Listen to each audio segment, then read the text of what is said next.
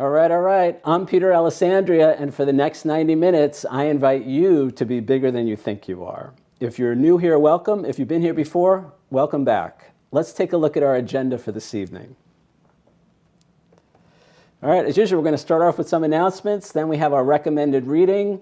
Got a really good one for you guys tonight. Our affirmation of the day. Then we'll do introductions and victories. We'll listen to an excerpt from chapter 5 of my audiobook.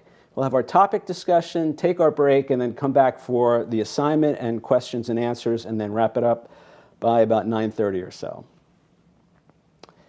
Just a reminder that today's workshop is being recorded. That means that it will be available on the BeBiggerToday.com website and our YouTube channel within the next 48 hours. Please feel free to stop your video and or mute your microphone if you do not wish to be seen or heard during the recording.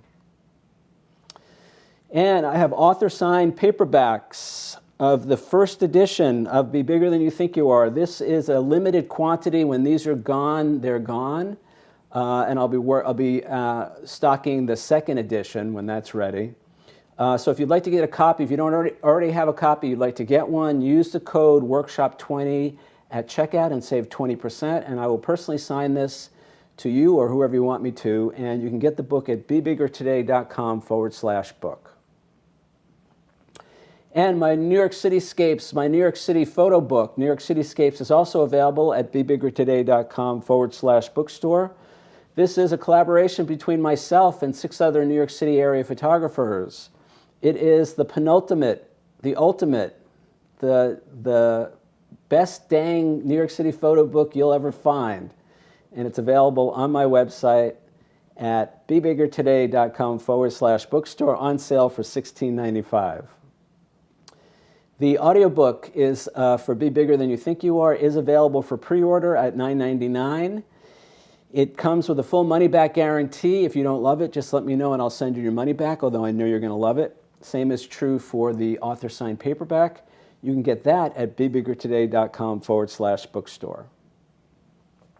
And while you're there, check out our merch. I have hats and t-shirts. They are, well, as you see in the description here, you can save 20% by using the code MERCH20 at checkout at bebiggertoday.com/merch. And while you're there, check out my original art and photography. These are all professionally framed, limited edition signed prints by yours truly of my abstract art as well as my landscape and cityscape images. They are available in several sizes, and we'll play the commercial right now. You can find out more.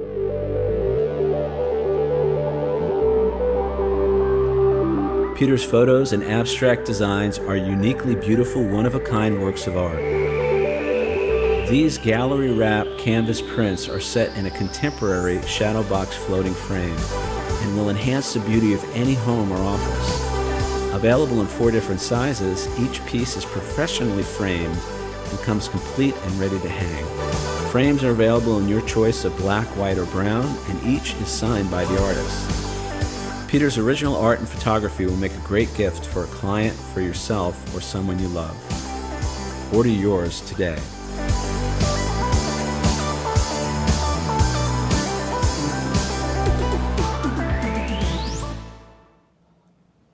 I also have refrigerator magnets. I am the NYC refrigerator magnate. These are my original photos on top of the line refrigerator magnets. And they're available as well at bebiggertoday.com/merch. And there is a story behind these refrigerator magnets. If you're interested, you could find out more by going to my website. And on the homepage, you'll see this photograph. Click on that. It'll take you to an article that I wrote for Morning Laziness on forgiveness. And so there's actually a story behind the New York City souvenir photos that I have. I am available for one-on-one coaching and or corporate consulting. If you have a business, if you are an artist or a photographer or creative person and would like to be bigger than you think you are, reach out to me through the website and I can help you out with that. Finally, I'm accepting donations. I'm looking for support to continue to offer the workshop at no charge and keep it open to everyone. We have a suggested donation of $5 per week or $20 per month. You can send a donation to paypal.me/Peter Alessandria. That's all one word. No one is turned away for lack of funds. You guys are welcome. And for those who have already contributed, thank you so much for your support. I really appreciate it. All right, so let's move on to our program for this evening. So we're going to start with our recommended reading, and the recommended reading for tonight is Think and Grow Rich. This is one of the original self-improvement books. It was written by Napoleon Hill. It was first published in 1937. Now, this book is available. You can get a copy on Amazon. You can get the audiobook. You can download PDFs. It's all over the internet, actually. And if you've never read this book or listened to it, I highly recommend it. Napoleon Hill was way ahead of his time. His story is basically he somehow managed to get an interview with the industrialist Andrew Carnegie. And he interviewed Mr. Carnegie. He wanted to find out what the secret was to his success. And it was only supposed to be an hour or 2 hours, something like that. I don't know all the details of the story, but it ended up going on for days, where Carnegie just kind of, shared all his secrets and all his philosophy on success. Andrew Carnegie was one of the big industrialists in the 1930s. And so he went ahead and shared all this information with Napoleon Hill. And then what happened was he told Napoleon Hill that what he would do is get him introductions to all the other industrialists in the 1920s and 1930s in America. And he would provide a letter of invitation for Napoleon Hill to go and meet these people and to interview them as well and get from them their secrets for success. And so that's basically what happened. Now, Napoleon Hill was not paid by Andrew Carnegie to do this. He kind of went on his own dime, but he used these introductions to meet people. Here's a list of some of the people that he actually got to interview: Henry Ford, John D. Rockefeller, Thomas Edison, Alexander Graham Bell, Theodore Roosevelt, Woodrow Wilson, Howard Taft, F.W. Woolworth, Clarence Darrow, George Eastman, and many others. And he basically interviewed all these people, and he found that there was this system to success. And he said it all starts with our thinking. Now, if you've been attending this workshop for a while, you know that I've been saying the same thing for the last 6 months. It all starts with our thinking. And a quote from the book is, "Truly, thoughts are things, and powerful things at that, when they're mixed with a definite purpose, or with definiteness of purpose, persistence, and a burning desire to achieve a particular result." So he goes through, in this book, he's got 14 different principles that he gleaned from his interviews with all these successful people. What were the techniques, what were the tools that they used to achieve the success that they achieved? But he says over and over again that it all starts with our thinking. So if we got negative thinking, then guess what? We're going to have negative feelings. If we have negative feelings, we're going to have negative words and actions, and we're going to have negative outcomes. So it all starts with we're thinking. But thinking alone is not enough. As he talks about in the book, it takes persistence, it takes action. It takes desire and action backed by desire. So again, we're not sitting around. It's helpful to visualize. In fact, it's very helpful to visualize, but visualization alone is not enough. Even positive thinking in and of itself is not going to change your life. It's the thoughts, positive thoughts, that create positive feelings, and then positive feelings that create positive words and actions. And those positive words and actions are how we create life.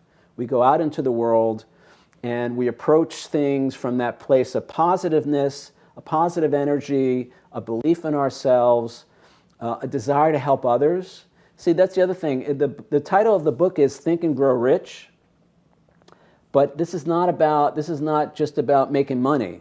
This is also about being of service. This is about elevating being of service to others, being helpful in the world, having a positive impact on people, whether it's in your business or outside your business. And he ties it all together really quite nicely. So if you've never read this book or listened to it, I highly recommend it. It's only a couple hundred pages, so it's a pretty quick read or listen. And as I said, you can find it anywhere. The Napoleon Hill Foundation actually has an online course that you can take that applies the principles. And there are actually lots of other people. I think this book is now in the public domain. So there are lots of other people who are teaching it and who are making portions of it available on their website and in their success trainings. So check it out, Think and Grow Rich by our friend Napoleon Hill.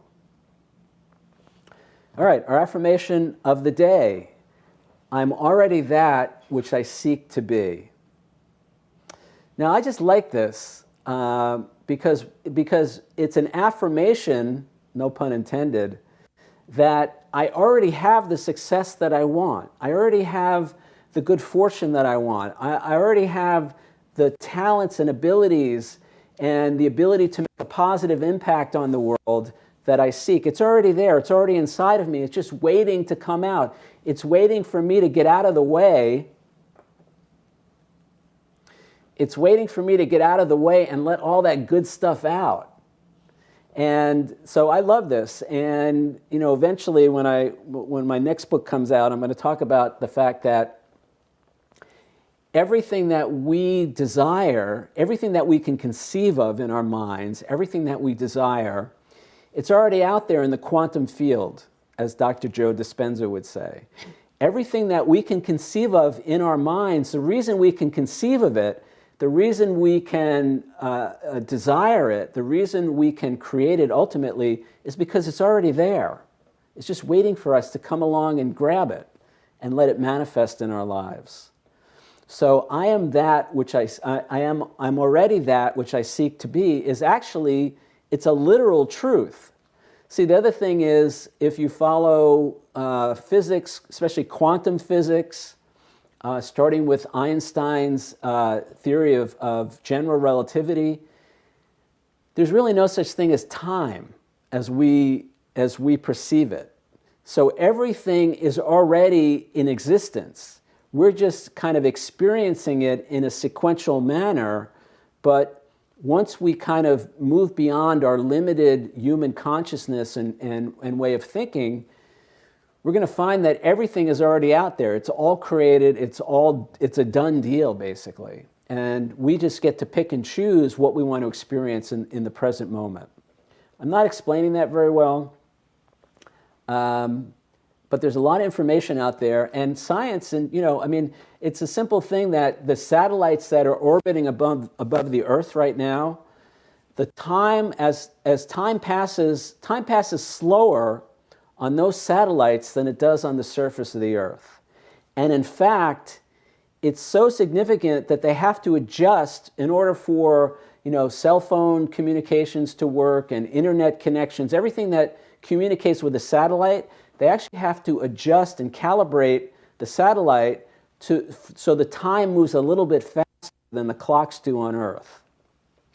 And it all has to do with relative motion, and again, this is Einstein's theory. I don't know if that really has anything to do with our affirmation for the day, but I like the idea that I'm already that which I seek to be, and I just got to get out of the way and let it come forth through me. It just seems easier if I acknowledge it's already there, and I just have to allow it to come through. All right, I'm rambling. Let's move on. So I'm already that which I seek to be.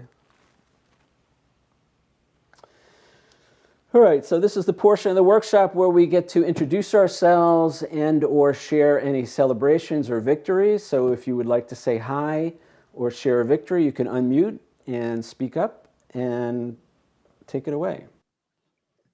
I just want to say hi. I'm here. I'm glad to be here, Peter. Great. I'm glad you're here, Cynthia. Anybody else want to say hi or share a victory? So we are still in the midst of chapter 5, decision making and the desire to feel better. Pay attention to the chapter title. It actually has significance for our discussion tonight. So we're going to actually be on this chapter for a few more weeks. A lot of great stuff here. And tonight, in the audiobook, in the discussion, I am going to reveal to you guys why we do what we do. I've been saying for the last few weeks that there's one reason for every choice and decision that we make. And so we're going to find out what that is tonight. The audiobook excerpt tonight it's a little longer than usual. It's about 9 minutes. But I want you guys to pay really close attention because there's a lot of good stuff in here. All right? So, why we do what we do. Okay, so I keep saying there's a reason why we all do what we do. Let's leave the topic of addictive and compulsive behavior behind for the time being, though we will come back to it shortly, and look closer at this question. The following covers any and every choice we can make as human beings. It includes everything from taking a shower to decorating our home to who we marry to what team we root for in the World Series. The two main things that motivate all our choices and decisions in life are we want to look good and we want to feel good. Examine your own life. I bet you'll see one or both of these behind every decision you've ever made. For instance, think about what you had for breakfast this morning. If you're like most people, this one is easy. We choose the food we eat because we enjoy it and/or because we think it will help us stay healthy. Enjoying it or staying healthy means we feel good. In fact, the choice to eat anything at all is based on the notion that eating feels good, especially when we're really hungry. Likewise, why did you wear the clothes you wore today? If you're like me and were home all day, writing this book, your choice was probably based on comfort. Comfort equals feeling good. However, if you went someplace outside your home, you may have made your choice based on wanting to have a particular appearance. This may include choosing clothes that are stylish or that help you fit in socially and so on. Obviously, the choice to wear something you think will make you attractive or acceptable is founded on the desire to look good. Most advertising plays to one or both of these desires. Drive this car, take this drug, buy this product, etc., and you will look good and/or feel good. You could say our entire economy is driven by these desires. In fact, the desires to look good and/or feel good are so fundamental and so pervasive, you could say our whole world is driven by them. But actually, all that I just said is not entirely true. There's more to it. Most people want to look good because when they look good, they feel good. We get an emotional lift when we perceive ourselves as being attractive, or at least acceptable, in terms of our appearance. We also like to fit in with our peers, our friends, and other social groups. So it feels good when we see ourselves as being attractive and/or conforming with our tribes. Looking good may not necessarily be limited to our outward physical appearance. We may desire to look good in terms of our career, our social status, our zip code, and so on. But the bottom line is, we feel good emotionally, psychologically, and maybe even physically when we think we look good. So there's really only one reason we all do what we do. We want to feel good. Of course, that's not exactly revelatory. Philosophers, psychologists, and high school gym teachers, have been speaking about the pleasure principle for centuries. All the way back to ancient Greece, Socrates noted that, as a species, we instinctively strive to find pleasure and avoid pain. This plays out in all societies and in all levels of society. There's even evidence of it in the animal kingdom. And yet, saying that we do what we do because we want to feel good is not entirely true either. There's still more to it. It turns out feeling good is relative. We make the decision about what will feel good based on where we're at the time we make it. Our determination is thus relative to our current experience. The decisions we make will be motivated by our subjective evaluation of what will raise the bar or move the needle forward relative to where we are right now. Therefore, we can say the reason we do what we do is we want to feel better. That is, everything we do or don't do, want or don't want, is based in the notion that we're trying to feel better than we do right now.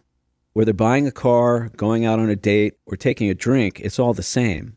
Our choices will be motivated by whether or not we think we will feel better having or doing that thing. In most situations, we would think that feeling better is implied in feeling good. But that's not always the case. As we'll see in a moment, it's possible to feel better and still not feel good, at least not in an absolute sense. Let's look at the example of buying a new car. At some point, we realize our current car isn't cutting it. Our mind says there's something lacking and the way to fix it is to replace the car. The problem which a new car would solve will be different for different people. For some, their current car may be lacking in terms of reliability. For others, they may be wanting more room to accommodate their burgeoning family. For still others, a new car would represent an advancement in their career or social standing, and so on. In each case, the existence of the problem creates a tension in our minds. When the problem is solved, the tension is released and we feel better. For instance, for the person who is concerned about reliability, replacing the car solves the problem of it breaking down and leaving them stranded. For the person who needs more room for their family, their choice for a bigger car would not only allow them to fit more people comfortably, but it would also lessen the conflict of who sits where, which, if you have more than one kid, you know is not a small improvement. Lastly, for the driver who wants to replace their car because it's old and unattractive, they think the new car will make them feel better on the social status, public appearance front. Of course, in real life, the decision-making process isn't always as simple or clear-cut as my examples suggest. First, there are often competing desires to feel better that influence our choices. I'll give an example in the car context in a moment. Second, our assessments of the problem and/or solution may not be accurate, or they may be based on incomplete information. In the unreliable car example, a simple repair or two may be all that's needed to get the car roadworthy. Or even if we're correct in our assessment that the car needs to be replaced, a new car may not necessarily solve the problem, as anyone who's ever purchased a lemon knows. This idea that a particular solution may not give us the result we want speaks to the problem of expectations. Whether choosing a new car, a new wardrobe, or a new spouse, what we think will make us feel better may not always do so. We've all wanted things only to find out when we got them that they didn't live up to our expectations. Sorry to any newlyweds out there. Accordingly, we can say, disappointment is when we're expecting something to make us feel better, and it doesn't. In terms of competing desires, in the car example, while a new vehicle may result in us feeling better relative to our current situation, whether on the reliability, kids fighting, or social status front, it may leave us feeling worse on the financial front. The desire to feel better in one area may conflict with how we want to feel in another. Likewise, if other people are involved in the decision-making process, their desire to feel better may conflict with ours. For instance, you may be convinced a new red sports car would make you feel better, but your spouse is convinced red car drivers get more speeding tickets, or that red sports cars often indicate the driver is having a midlife crisis. Good luck with that one. By the way, now you know why I drive a red sports car and I'm single. Of course, there's not one answer as to how we resolve competing desires, especially when other people are involved. And while it's important to do our homework before making any significant decision, we may still end up being disappointed. This is especially true over the long term. Who hasn't pined over a particular job, car, house, spouse? Sorry again to any newlyweds. And then after getting that thing, slowly watch the joy slip away over time as other things encroached on your bliss. But jokes about new spouses aside, there's another consideration, more important than any other, that impacts our perception of what will feel better. Hopefully you've guessed by now that, since who we think we are impacts every choice and decision we make, what will feel better in any situation is therefore a function of who we think we are in that situation. As an example, a car mechanic would see the car reliability issue differently than the average layperson. They may have confidence that if the car poops out, they can fix it. Thus, instead of being concerned or worried, they may see the old car as a challenge, a way to test their skill when it comes to car repairs. This is not an argument that we should go to mechanic school rather than replace an older vehicle, but it does support the idea that who we think we are determines what will feel better in any given situation, and thus impacts all our choices and decisions. Also, as we've mentioned several times, it may be easier to change who we think we are in a given situation than to change the situation itself. This applies in the feeling better context as well as to any other. For instance, when I first started working in Los Angeles in the entertainment industry, I thought I needed a fancy new car to fit in. So I went out and leased a black BMW convertible. While the car was fine and a lot of fun, it was more expensive than I can afford and so created a lot of financial pressure. If, instead of looking outside myself to find a way to feel acceptable, I had changed who I thought I was to someone who was acceptable no matter what car I drove, I could have saved myself a lot of heartache, financial and otherwise.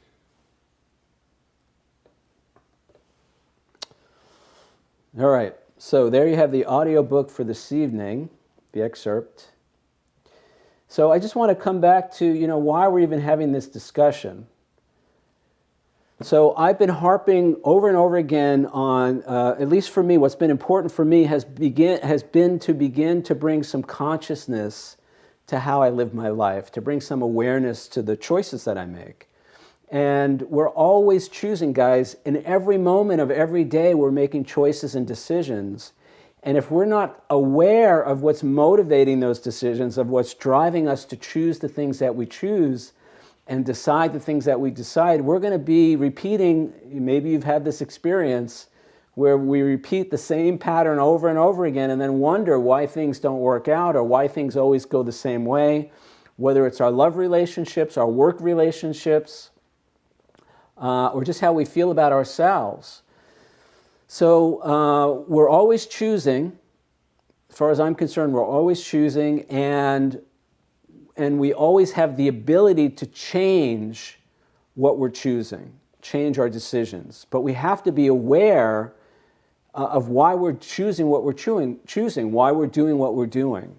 And so that's what this is about. This is about, the discussion tonight is to begin to bring some awareness to that. Now, so actually we'll look at the slides. So as you heard in the audiobook tonight, so everything we do is motivated by one of two things, and that's a desire. We want to look good or we want to feel good. Now, I gave some examples in the audiobook. I'm not going to repeat those, but I'm going to challenge you guys to take a look at your own life and look at all the choices and decisions that you've made. In fact, that's the assignment for tonight, is to pick a handful of choices and decisions you made recently and begin to unwind why you chose that, why you made that decision, why you wanted what you wanted, why you did what you did. And again, I can see this in my own life. I see it in other people's lives. I see it in advertising, in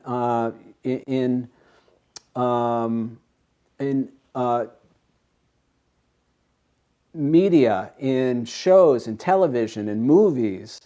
It's all over the place. And so we're striving to either look good or feel good. Now, as I said in the audiobook tonight, the reason we want to look good is because we feel good when we look good. And again, it's not just our physical appearance, it could be our social status, it could be the neighborhood we live in, it could be the car we drive. And the sum total is that when we look good, we feel good. So the reason we do what we do is because we want to feel good. Now again, as I said, this is not exactly revelatory. Philosophers have been writing about the pleasure principle for centuries. We can see it in the animal kingdom. It feels good to feel good, and as a sentient being, as human beings, this is part of our DNA. This is part of, we desire, most of us, at least, most of the time, desire to feel good. But then it occurred to me that, that's not really the whole story. It's not just that we want to feel good, because I can see now in my own life that I made certain choices and decisions that, after making that decision, I still didn't feel good, but I felt better. And it occurred to me that this process of decision making that is motivated by a desire to feel good is actually the desire to feel better.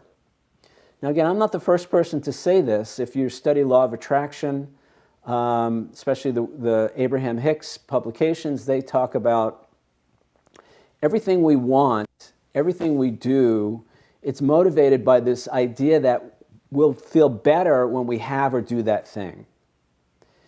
And so it's been very interesting for me to look at that and begin to unwind that a little bit. And to recognize that feeling better, as I said, is, number one, it's a relative thing. It's relative to where we are now. And if we're starting off on the low end of the scale, it's possible that we'll make a choice or decision hoping to feel better, and maybe we will feel better, but we still don't feel good. All right? So I want to make that distinction. Now, I'm not going to talk too much about it tonight, but next week I'm going to talk more about that scenario where it's not just to feel, it's not making a decision or making a choice to feel better doesn't necessarily mean we're going to end up feeling good in an absolute sense. tonight I want to just backtrack a little bit and talk about what goes into the decision-making process in general. And so there's a couple of factors that come up. And so the first thing is we may have competing interests. So actually, let me show you this slide first. So what happens is, based on the situation that we're experiencing in that moment, and it doesn't have to just be in one moment, it could be an ongoing thing, there's some perception of lack or a problem within us that creates this tension. And what we do is we seek to solve the lack or to relieve the lack or to solve the problem so that the tension is released. And when the tension is released, we experience feeling better. And it comes up in every area of our lives, and it's not always big monumental things. It could just be, gosh, do I want to have pasta tonight or do I want to have salad? It doesn't have to be these big monumental things, but there's some perception that we could do better than we're currently doing. And so we seek a way to realize that through our choices and our decisions. And the thing to remember is that it's an internal process. So there's some lack, there's some perception of a problem inside that creates this tension, and we seek to resolve that problem or satisfy that need to release the tension so we can feel better. Now, in terms of decision-making in general, again, as I mentioned in the audiobook tonight, sometimes there are competing interests. So the example I used is in purchasing a car. So there are a number of reasons why we may want to get a new car. But the problem is feeling better on one metric may leave us feeling worse on another. So the example, again, that I give is we feel better on having a reliable car or having a car that meets our social status, our lot in life, or we just have more room for the family. So we feel better on that front, but we feel worse on the financial front. So there's this conflict that comes up, these competing interests, these competing desires to feel better. Then on top of that, if there are other people involved, then the other people may have a different set they may have a different perception of what the problem is. They may have a different agenda. They may have different desires that they're trying to satisfy. So you got to navigate all of that. And it can get complicated. So it's not always so black and white. It's not always so clear cut. But underneath all of that is this desire to feel better. Now, again, as I've been harping on since day one, the situation is never the problem. The problem is always how I see myself in that situation. And so what will feel better in any given situation is dependent on how I see myself in that situation. Now, why is that important? Well, as in the example that I gave in the book, let's look at this. So I talk about disappointment. So disappointment is when we're expecting someone or something to make us feel better and it doesn't. That's what disappointment is. If you've ever wondered why disappointment feels bad, it's because our expectations were not met. It's because we didn't get the relief that we were seeking. It's because the tension was not relieved in that situation. And in fact, the old tension may have been replaced with a new tension that's even worse. So there's a disconnect between our expectations and what we actually experience.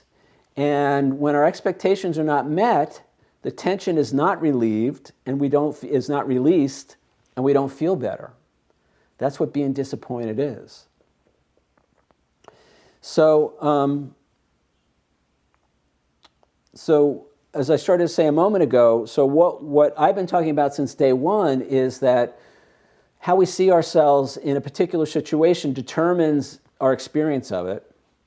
And if the problem is that we want to feel better in a given situation, then the most important thing, as far as I'm concerned, that we can look at is how we, instead of trying to fix the problem by going outside of ourselves and buying something, or and actually next week I'm going to relate all of this to our addictive compulsive behaviors, because there was a time when I drank or I did whatever I did, and without knowing it, I was trying to feel better. I was using those substances, I was using those behaviors as a way to feel better. That's what mood altering is. It's an attempt to feel better. And those were dysfunctional ways of solving my problems, of releasing that tension of feeling better. Eventually, I'm going to relate this to the two core questions that I talked about last week. Am I safe and am I loved? In almost every case, at least for me, but I see this in other people as well, the desire to feel better is either to feel more safe or to feel more loved in our lives. That's the motivation. That's what's driving those decisions. And if we're not aware of that, then what we're going to do is what I did. It's the example that I gave in the audiobook tonight. This is a quote from chapter 5, and where I talked about leasing a car when I first moved to LA. If instead of looking outside myself to find a way to feel acceptable, I had changed who I thought I was to someone who was acceptable no matter what car I drove, no matter where I lived, or no matter where I worked, or no matter what clothing I wore, or no matter who I hung out with, or whatever, I could have saved myself a lot of heartache, financial and otherwise. And I thought I had to go out and lease a fancy car so I would be acceptable. That's what this idea of fitting in is all about. And that was so I would feel, again, am I safe? Am I loved? So being acceptable means, oh, I'm loved. And I went out and spent a lot of money on a car that I really couldn't afford. So I could feel acceptable. So I felt like I could fit in.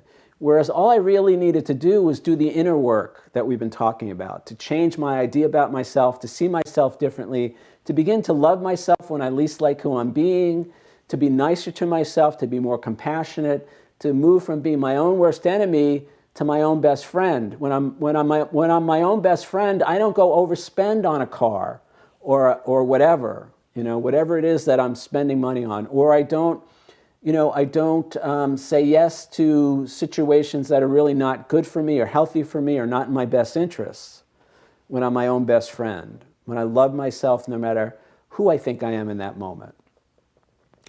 So in anticipation of tonight's workshop, I did a little digging in the archives. And so I just wanted to share with you, that's the car. And the girl on the car is a whole other story, but that was also about feeling better, trust me. And actually the photo on the left, I think on your left, I actually went to the Academy Awards one year. I think it was in 1997, which was one of the I worked in the entertainment business, the film business, and it was so cool, it was so exciting to go.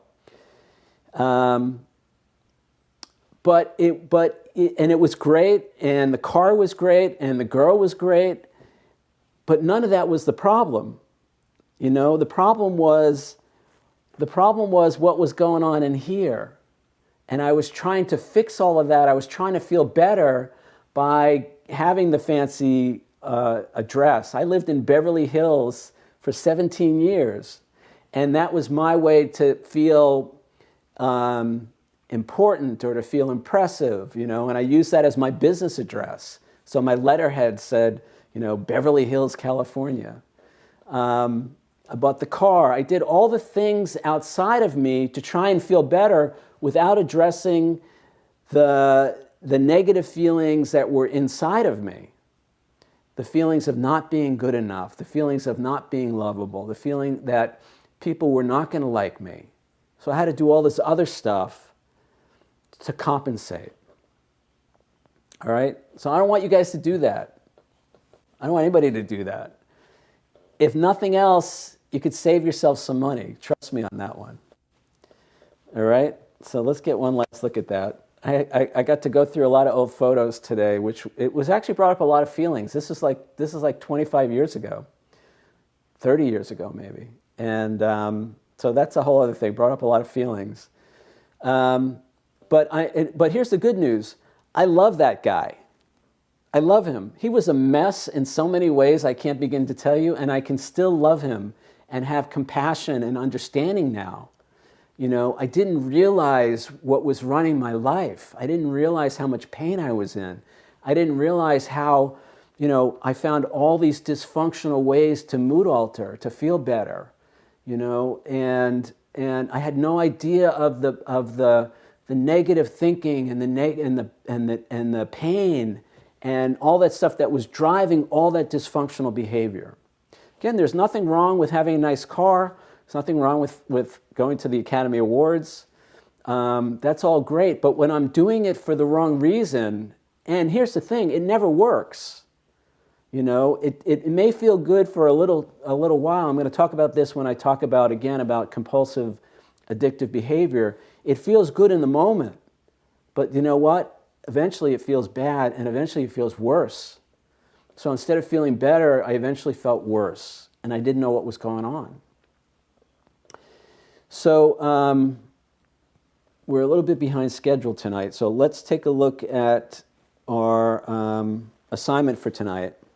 So think about 3 recent choices or decisions you made. For each, indicate what you were hoping to achieve by making that particular choice or decision.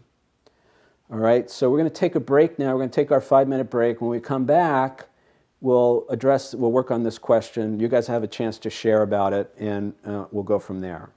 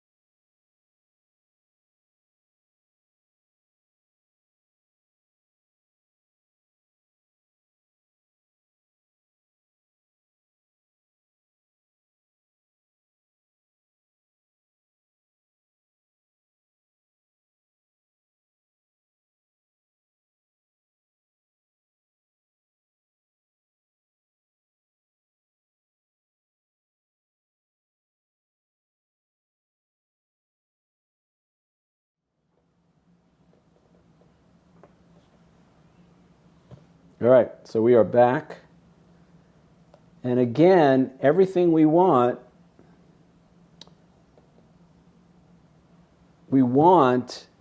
because we think we'll feel better if we have that thing. Every choice or decision we make because we think we'll feel better. And there's nothing wrong with that at all. You know, it's not bad to want to feel better, obviously. But what I'm suggesting again is to bring some awareness to the process. Bring some consciousness to the decision-making process and understand that maybe there's another way to feel better in that situation that won't cost so much money or won't create conflict with this person or whatever. You know, as long as I'm unconscious as to what's motivating my choices and decisions, chances are pretty good that I'm not going to make the best choices and decisions for myself. So let's look at the assignment again for tonight. I want to see what you guys have to say about this. Think about 3 recent choices or decisions you made for each. Indicate what you were hoping to achieve by making that particular choice or decision. So who wants to start us off tonight? Cynthia. Oops, I can do that. Thank you for this evening. And I recently made a choice to leave a career possibility and do some other career possibilities instead, to increase my movement choices rather than decrease them, and to continue to abstain from grains and sugar, which is a daily choice every day. And why did I do all of those things? To feel better and to look better. Yes, it's true. Good. All right, great. So again, I just want to say there's nothing wrong with using that as our motivation for the choices that we make. It's when it's when, as I said, as I keep repeating, you know, when we're not really conscious of what's motivating our choices and decisions, we may not make the best choices and decisions. So, let's just, if we can dig a little bit in terms of your diet, for instance, how does that translate into feeling better? I mean, obviously, one way is probably physical. For me, it's physical. The physical well-being. I'm 95 pounds smaller than I once was, so my feet don't hurt. That's a huge change. But mentally, it has made a tremendous difference for me because I was suicidally depressed at one point when I started to do this seriously. I just didn't want to live anymore. It had gotten that bad. The response of my body to those substances. So without them, I'm much more resilient, even tempered within and without. I'm not so mean to myself as I once was, nor am I as mean to other people most of the time. Great. And do you see yourself differently? And I'll put that in the context of, and you could respond as much or as little as you want. Sometimes I know for me, I rely on certain things to feel better, but in the back of my mind, it's like I'm beating myself up for doing that. You know, I'm like hating myself for making those choices, but I do it anyway. And that feeds the self-hatred, the self-loathing, which feeds the low self-esteem, and I feel bad. So it's kind of how I see myself when I'm doing those things I know I, quote, shouldn't be doing. So by not doing things, is that true for you? Do you resonate with that? That resonates very clearly. A simple example was almost 50 years ago. I was going to a therapist. I was doing things in relationship to that therapist that I shouldn't have been doing. It was most inappropriate for him and for me. And the response that I soothed myself with afterwards was a box of donuts. And I would eat the donuts on the way home on the bus. and feel horrible afterwards for my activity, for my thinking, for my eating the donuts, and just the sugar being in my, and carbs being in my body. It was decimating. Then I hated myself because I'd done all that. Right. So on top of it, on top of the other stuff, we put the self-loathing, the self-hatred. So, and it becomes a cycle, as you described. Mhm. And you could say whatever else you want to say about all that, but let me ask you one more question. While you were doing it, did you have any awareness at all about what was driving your decision-making process? I thought it was the sugar. I thought it was the sex. I thought it was the addiction, those things. But when I look back on it now, looking back at all of that, I think, I had so many addictive behaviors and substances that when I took out the sugar and the grain for me, both of those are turn into sugar and alcohol in my body. When I took those out of my body, then I had other choices. I had time between the thought and the action, and I needed to have time to deal with my hormones, deal with other things too. But taking those food substances out of the equation left me the choice to make other decisions more clearly, a clarity of mind that I didn't have before that. Right, right. Yeah, obviously, substances can alter our thinking, our ability to process information and all of that. One more question, again, only if you want to answer, but what do you do now to feel better? What positive things have you replaced those negative behaviors with? Just in general or in particular? In particular, walking alters my mood. Jazzercise alters my mood. The dancing and singing, the Williams song alters my mood. Taking photographs alters my mood, because just that idea of focusing on something outside of me makes it possible for me to feel better. Walking a labyrinth, I mean, so many different things, talking with others, being in community with other people, coming here to be with you and the others in this group. These are things that please me and fill me up. That's great. All right, good. Thank you, Cynthia. Appreciate it. And so it's okay to want to feel better, but we can find better ways to feel better. Good. All right, sounds like Dee Dee's ready to go. Oh, sorry. Oh, I'm sorry. Didn't know I was unmuted. Hey, Peter. Hey, everybody. Super grateful for the workshop. Did not mean to cut that short. Okay, hope that was complete.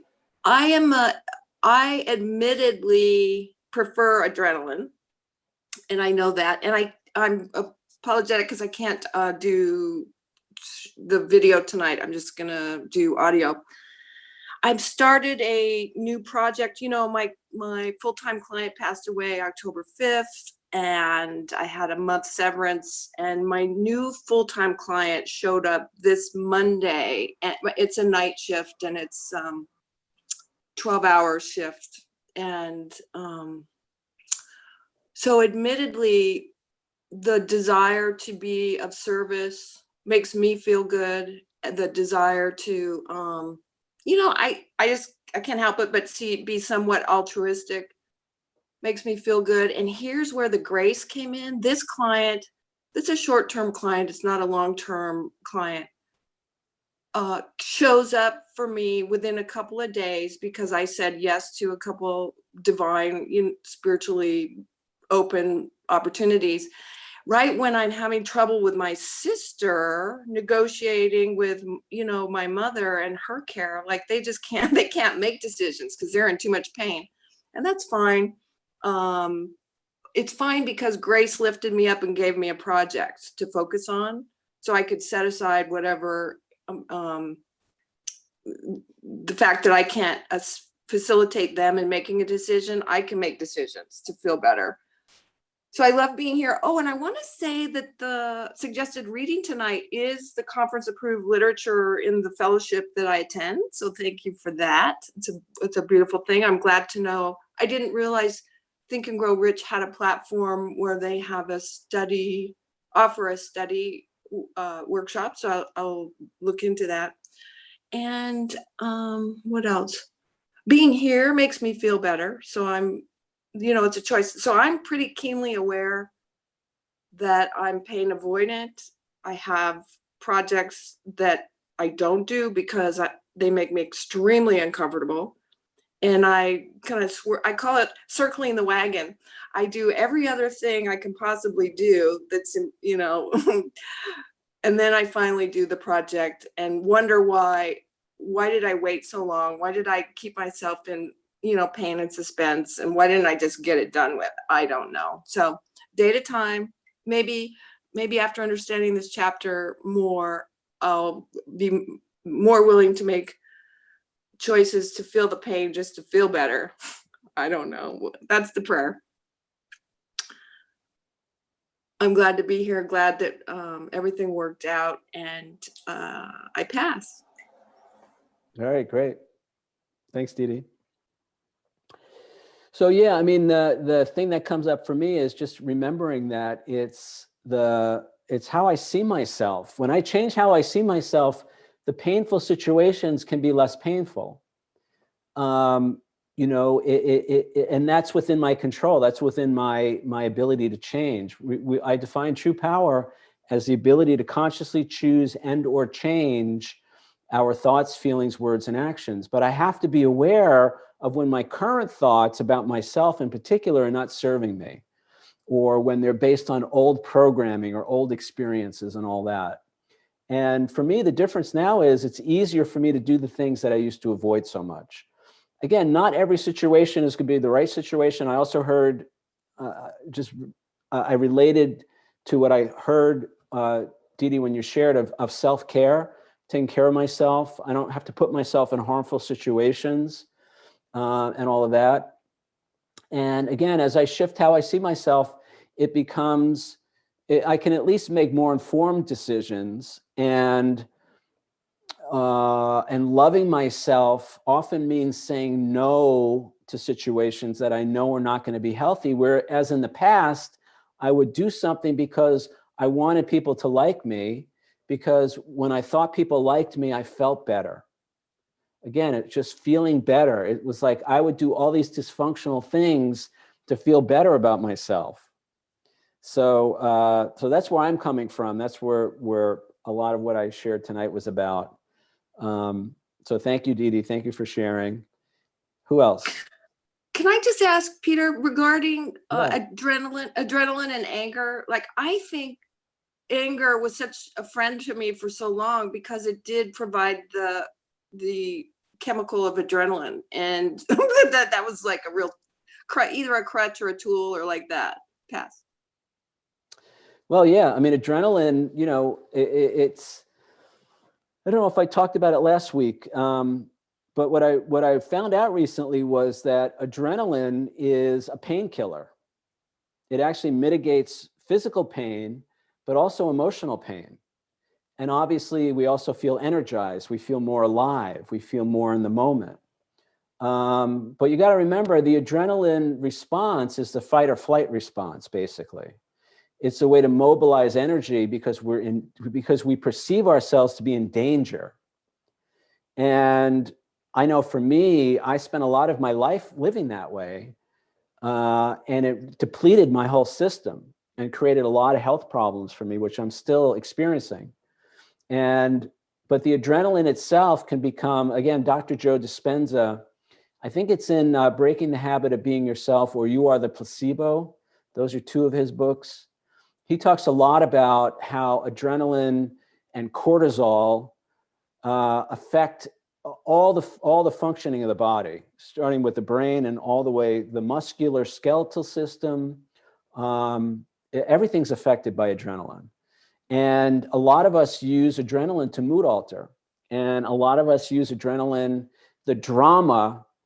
I notice certain people in my life, the way they interact, there's a lot of drama and conflict. And I can see now, I'm looking in and I'm noticing, wow, it elevates their mood, not necessarily in a good way, but it changes their mood. And I can see that, we get a hit off of that and it becomes addictive. Adrenaline junkies, it's not just people jumping off of buildings with, parachutes or paragliding or bungee jumping, whatever, that's actually probably more healthy than me going to, a family function and fighting with somebody in my family so I could feel that hit of adrenaline. So gotta be aware of that, and I see it everywhere, and it has, for me at least, I mean, it's mood altering, obviously, but it has pathological implications, both for your physical health and your mental health. Again, Dr. Joe Dispenza, he talks all about that, the effect of adrenaline and cortisol on our neurons and our brain. And what happens is the body craves it after a while. The cells of our body crave, it's like any other addiction. They crave the adrenaline and some other hormones, that go along with depression and stuff like that. It becomes a physiological reaction in the body.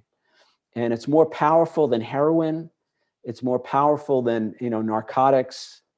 And most of us are unaware, and we just repeat this pattern of, we go for, Sunday night, we go for dinner with the family and we end up fighting and then go home and wonder why we're exhausted and wonder why it always goes that way. It's an addiction, it's an addiction like any other addiction.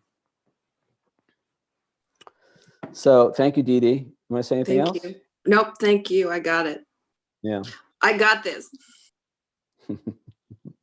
Well, I hope you don't got that, but I'm glad that you understand it. So, and again, all we want to do is become aware of it so we can make a new choice in the moment. So when that feeling comes up, when I want to fight with that family member or fight with that guy in the parking lot, I swear to God, several years ago, I think I was still living in California. Oh, no, it may have been New Jersey. I wanted to go to Walmart at the holiday season, the Christmas time, to do some shopping. And I was waiting to pull into a parking space, and the car pulls out of the parking space and I go to pull in and somebody comes around the corner and he zips right in front of me and cuts me off and pulls into that parking space. And I swear to God, in that moment, I could have killed him. I was so angry. I felt so, and that adrenaline came up and I blocked I blocked his car, and we started screaming and I was, and it hit me. It was like, oh my God, what am I doing? It's a parking spot, and who knows? I mean, he could have a gun, who knows? But in that moment, the adrenaline came up, man. And it was overwhelming and not in a good way. So it takes over, and the origins of that is the fight or flight. When we were those little monkey creatures living in the trees, and we came down out of the trees to forage for whatever we were foraging for, it was really good to have that as a resource where we could mobilize our energy, get the hell out of there, or fight whatever we needed to fight to survive. The guy in the parking lot at Walmart, my life was not threatened in that moment. My survival was not threatened. And yet I still had that reaction. So again, we talked about this in chapter 4, and we talked about fear, that what historically or in the past served us as a species is no longer serving us in many ways, in many situations. It's not to say that there's not real dangers in the world, but we talked about the difference between fear and caution.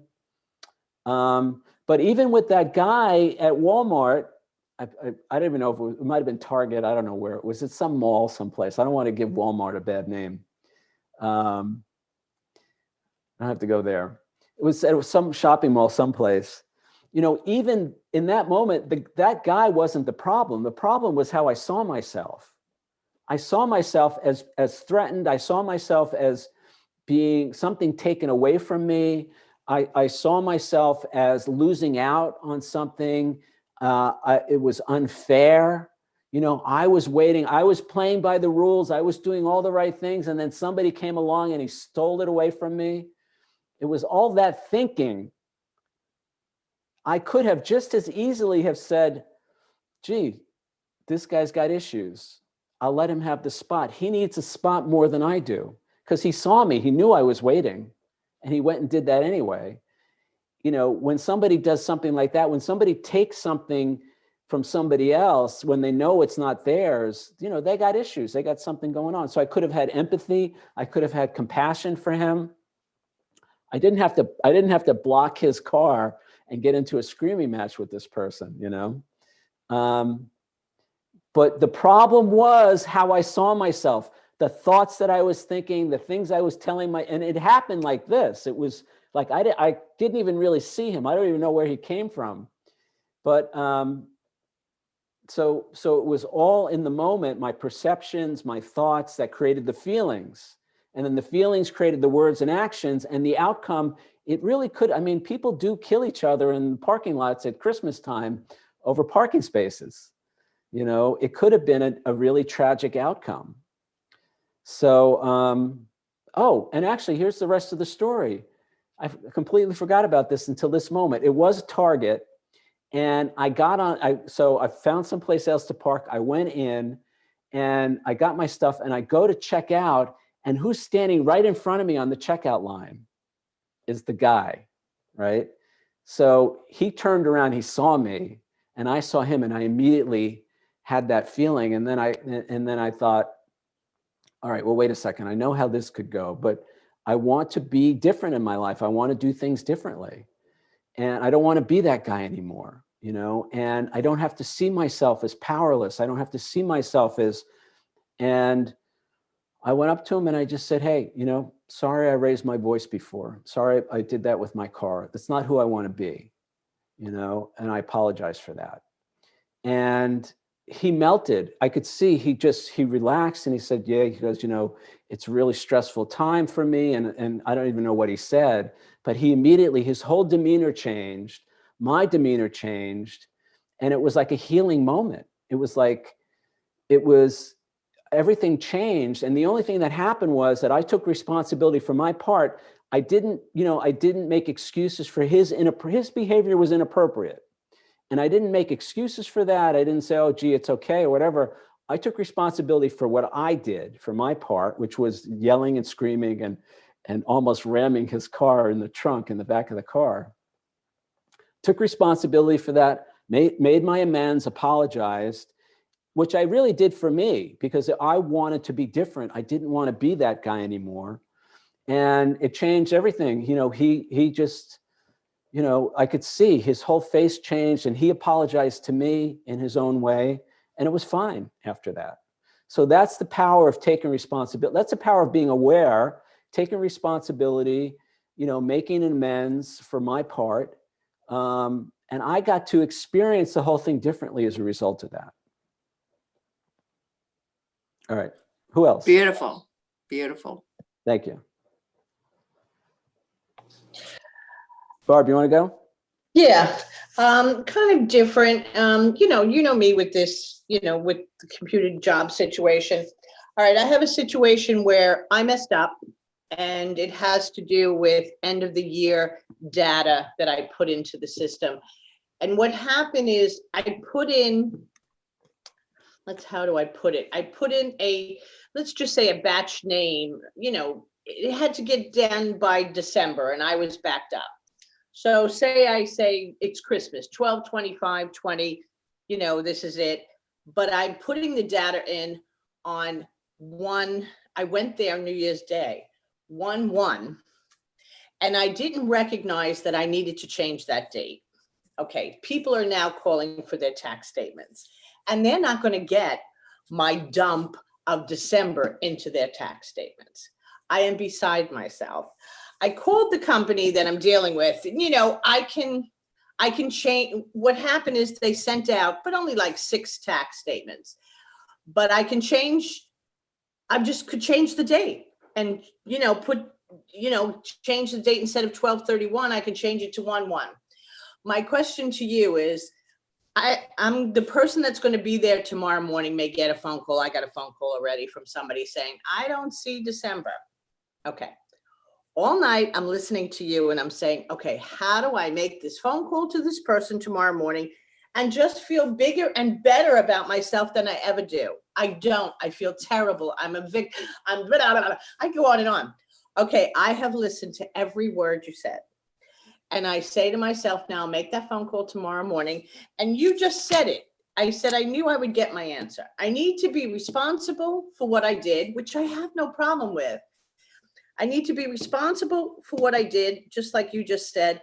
And then just tell them, take their name and address, and I will just send them a new form. Okay, I can do that. The biggest thing is what we're talking about right now is how I really feel about myself. I feel terrible. It's all that old stuff. I'm no good. I'm terrible. It just affects everything. And it's one little phone call and it's no big deal. Okay, I vented. I said it. I'll make the phone call tomorrow. And I do know that I have to be exactly what you've been saying. I just have to feel bigger than I've ever felt before. Or what is the word, Peter? Bigger, better. I'm fine. What else you talked about tonight, and I've been really paying attention, is I just need to feel safe. I don't need to feel loved by this, but I need to feel safe by this. So I can do it. I'm just telling you, I mean, what you go through because of all your past feelings and, I don't know if you want to say so self-loathing and all that stuff, but all those bad feelings about yourself, they're just inside. It takes a long time for them. I don't know if they'll ever go away, but you're saying awareness is what it's all about and just feeling, I can do this. I can be responsible and I just got to make it short. And it isn't so much I'm worrying about what the other person, because I have a problem with her, what the other person's going to think. It's just me. I want to make that phone call. I know how to take care of it and it's got to be over. Did I make any sense? Yeah, I get it. Okay, what do I do?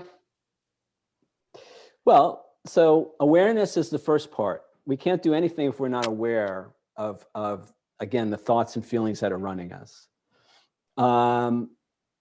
And I mean, I think you analyzed it pretty well. There's not much I would add. Take the responsibility. I'd say, I messed up, but I can take care of it. I want to make it that simple. Well, that's what you say. The problem is not with them. The problem is what you're doing to yourself. Yeah, and that's what I know, and that's what I'm saying. Yeah, I know. So the first part is the awareness. The second part is basically you make a decision, you make a new choice, which is I'm not going to beat myself up for this. Okay. I mean, that's what it sounds like you're doing. You're beating yourself up. Of course. And that translates into the F word. What's the F word? Fear. Or forgiveness? Right. Finally got your F word. Okay. Can you forgive yourself? Can I forgive myself for my shortcomings? Can I love love feel myself? Stupid. I'm mad at myself for being well, so there's stupid. a difference. Yeah, but here's the thing. See, beating ourselves up never makes us better people. No. So what we're doing is we're reenacting our past. Somebody in the past told us we were stupid when we made a mistake or we didn't know something. Because somebody told them that they were stupid, and somebody told them who told them that they were, it's like we pass it on and it becomes imprinted. And so we beat ourselves up for being human. We beat ourselves up for making a mistake. That's not self-love. And that's what's causing all the problems. That's what's causing everything that you're feeling right now. It's not the fact that you made a mistake. It's that you're beating the crap out of yourself for it. Okay. I think. So tomorrow morning, I will take away all the crap and just forgive make a myself and say, Yeah, make a made a decision. mistake. You know, I'm going to Yeah. love myself. Yeah. I'm going to be nice made- to myself. I'm going to love myself. And, you know, it could be a very, you know, it could be a very short conversation. I made a mistake and I can straighten it out, or this is what we need to do to straighten it out. Yeah, and that's it. That's all I want to do. And it doesn't have to be, I'm so dumb. It doesn't have to be, I don't know what I'm doing. It doesn't have to be, I'm a bad employee. All Yeah, I that's the think- stuff that we right. put on top of it. Right. I'm not going to say any of those things. Maybe in the past, I used to even say those things. I don't do that anymore, but I don't even want to entertain that in myself. Well, you say it to yourself. You're not saying it to them. Mhm. Right. But, you know, welcome to the club. But see, this is another opportunity to practice what we've been talking about. I'm So- aware of that. Yeah, so you're going to get all these opportunities. So you can either say, wow, this is great. I get to Ooh. practice being nice to myself. Or you could say, oh, God damn it. You know, I hate this. And, you know, I don't want to have to do this. And why does this keep happening to me? Mm. I know. Those are my exact words. Okay. All right. I So can do it. that's being bigger than you think you are. You know, it's when you embrace the challenges and say, oh, Mm. whatever's happening right now must be for my highest good. There must be something positive in this experience. How can Oh, I'm I gonna make love that? it then. I'm gonna love making that phone call tomorrow. No, I'm kidding you. But I understand what you're saying. Yeah. Well, and you know, Truly the turn more it I around. love and embrace those challenges, the less they come. Right. Like I haven't had to make one of those calls in a while. Mm. I had Yeah. to, you know, I shared this with you guys a few weeks ago, I think. When I was an attorney, I made a mistake. My biggest client, and I just screwed something up, you know, and it was a mistake. And I could tell you all the reasons why it happened, but it was a mistake. And I wanted to lie and I wanted to avoid it and everything else. And finally, I just did what you're talking about. I mustered the courage. I picked up the phone. I had to call the CEO of the company. He was the one I was dealing with. And I had to tell him what happened. I had to tell him what I did. But what I did was I figured out how to fix it. So I told him what the problem was. I told him what the ramifications of that were. And I told him how I thought we could fix it. And he was fine with it. You know, Yeah. I mean, he was much more forgiving of me than I was of myself. Well, I think that's what I'm trying to say, Peter, is that I know this person's going to be, it's no big, this person's going to be fine. What I am saying is all that inner struggle is still, it's just, right. It's really tough. It's really, this is why we talk and we have these meetings, because it is so, But Barb, it's bad. think about it. I mean, you could break the train now. You could break the cycle now. So Yeah. you don't have to do this to yourself for the next 40 years. Okay. It's Yeah. these moments that are shaping a new you. Mhm. You know, it is being bigger than you think. It's changing the old habits. That's all it is. It's just a habit. You know, it's just something you've been doing for so long that you think it's natural. I'll speak for myself. You know, it's like I do things and for so long, I react a certain way that I think that's just the way I am. But remember, we got to question. Those are the minute I say, wow, that's just the way I am, that's what I got to question and say, is that really true? Or have I just been doing it so long that I don't know what else to do? And is it something that was done to me perhaps when I was really little and I just picked it up and thought, well, that's just the way it goes. We make a mistake, we got to beat ourselves up. But I say over and over again in the book, beating ourselves up never makes us better people. No, and I know And- that. Yes, I'm aware of And that. so you have an option, you have a choice in this moment. And what will feel better? I mean, now we know why we do what we do. We want to feel better. So instead of doing what you're doing to yourself right now, what would feel better? Be nice to yourself. Oh, okay. Okay, yes. Yes, be your best friend. Be nice to yourself. I know. I've been really listening, like I say, I usually do. And yeah, hopefully just remember all these things. You're right. You're right. So it's not until we actually see, it's one thing to know something, but it's another thing to actually do it. Mm-hmm. So you're getting, like all of us, we're getting opportunities to you know, to apply what we know. And that's when we really know it. There's this old Chinese proverb. It goes something like, to know but not do is to not yet know. So we have words in our head, but until we actually apply that and actually experience ourselves doing something different, we don't really know it yet. I mean, that's you know, that's neither here nor there. But the point is, you know, this is an opportunity. This is a chance for you to do. And then if you and look, you know, the other person on the other end of the phone may not be so understanding. They may be angry at you. So how are you going to handle that? And then you have a choice as to how you treat yourself. Yes, again. Okay. Yes, I got it. Good, I love that. I got this. I love to hear that. I got it. Yeah. And you do. And, or, you know, I'll figure it out. Or, you know, I don't know Right. how it's going to go, but I'm going to be nice to myself in the process. Okay, and that's going to be my mantra. I'm going to be nice to myself in the process. Okay. I can take responsibility, you know, Yeah. without making myself wrong.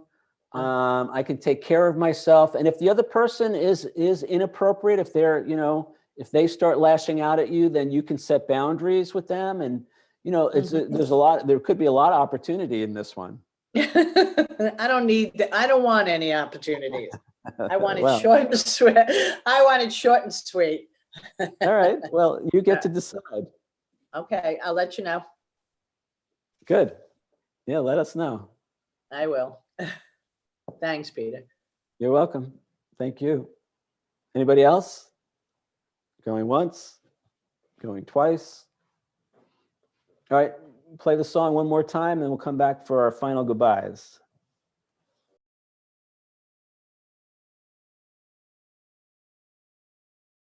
So let's close the workshop. Thanks you guys for being here. Anybody want to say anything before we wrap it up for tonight? Thanks, Peter. Thanks, everybody. I'm glad everybody's here. This is really important healing work for me. It's Dee Dee, and I will be here next week with you all. Keep coming back. Great. Thank you. She couldn't have said it better for me too. Awesome. Great. Thank you. Thank you very much. It was nice. Thank you. Yes, good night. Good night, and thank you. All right. Good night, guys. Thanks for Good being here. night. We'll see you next week. Thanks, Thank everyone. you.